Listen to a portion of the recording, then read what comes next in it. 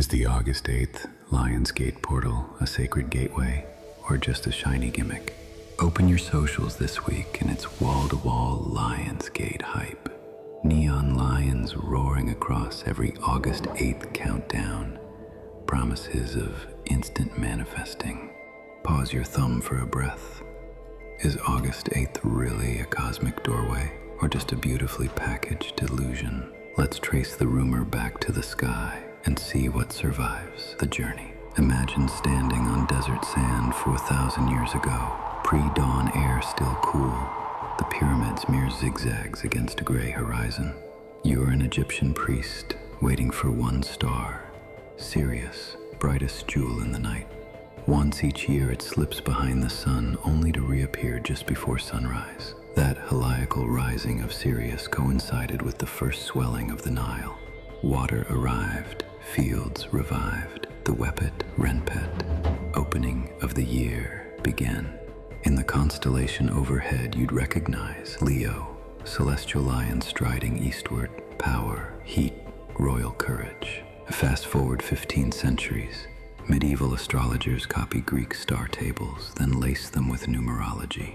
The number 8 fascinates, perfect symmetry. Turn it sideways and you get infinity, the infinity loop. In tarot, strength, often illustrated by a woman taming a lion.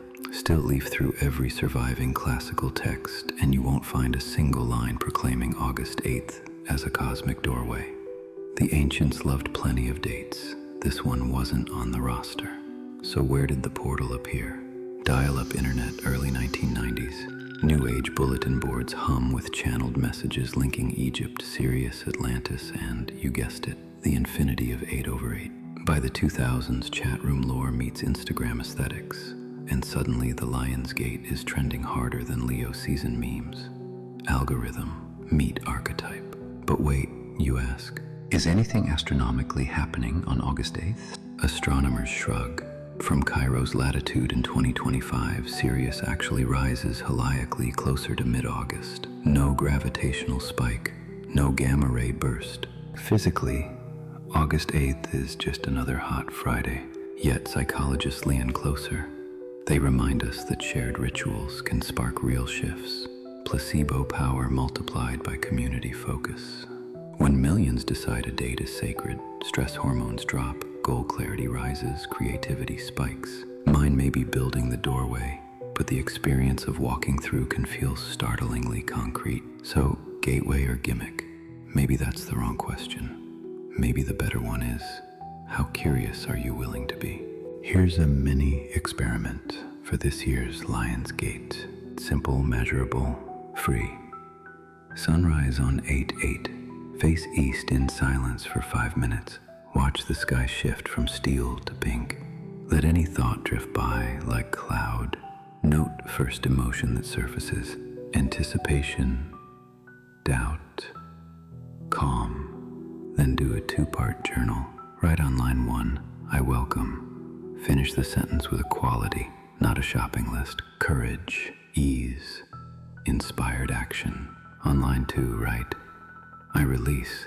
Choose one rusted habit, self-comparison, doom scrolling at 2 a.m., apologizing for existing. Later in the evening check-in at sunset, reread the lines. Scan the day for tiny evidence, an unexpected opportunity, a softer inner tone. Log anything, however small.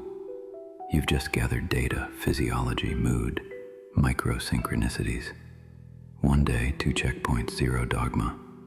Repeat annually if you like and watch your own longitudinal study unfold. Now stretch the experiment beyond a single sunrise to sunset snapshot.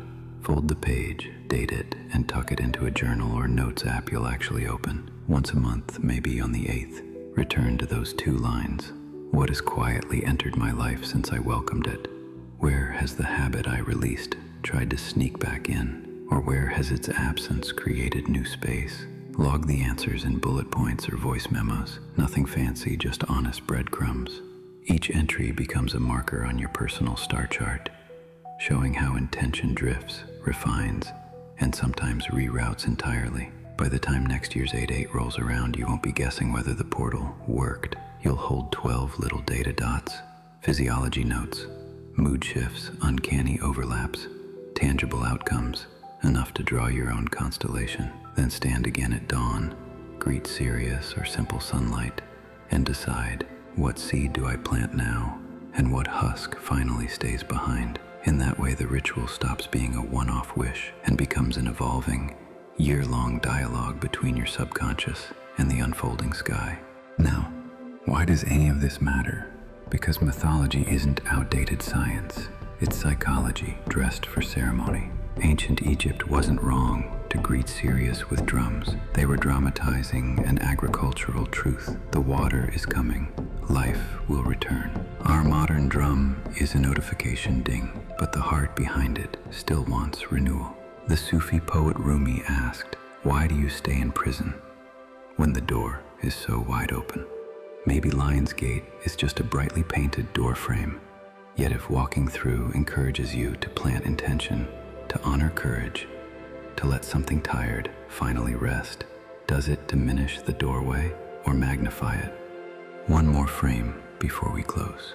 Neuroscientist Andrew Huberman notes that staring at low-angle morning light resets circadian chemistry, boosts mood, improves sleep. Mystic teachers have told us for millennia to greet the dawn. Science and spirit keep shaking hands when we look closely enough. So, gateway or gimmick? You tell me after you run the experiment. If you find nothing but a pleasant sunrise, you gain vitamin D and 10 calm minutes. If you stumble on momentum, clarity, or a flicker of synchronicity, let the data speak for itself.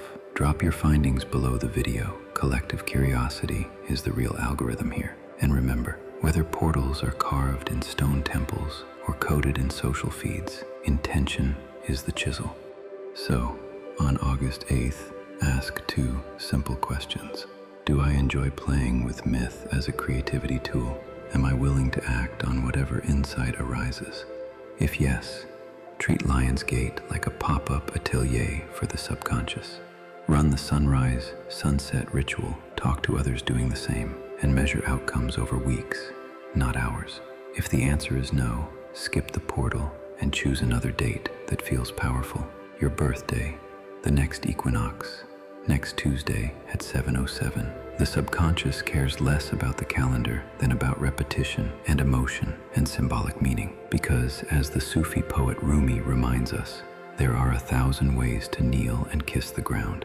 Ancient Egypt knelt to Sirius and the rising of the Nile. We kneel now on an 8/8 Lionsgate portal woven from pixels and intention. Our descendants will kneel in rituals we cannot yet imagine. What matters is the kneeling itself, the deliberate pause, the clear seed, the trust that unseen forces in brain or cosmos respond to focused gratitude. So choose your ground, choose your seed, and kneel with purpose. Portal or placebo, gimmick or gateway, what grows next will still depend on hands in soil and heart in motion. And that, at any point in history, has always been real magic.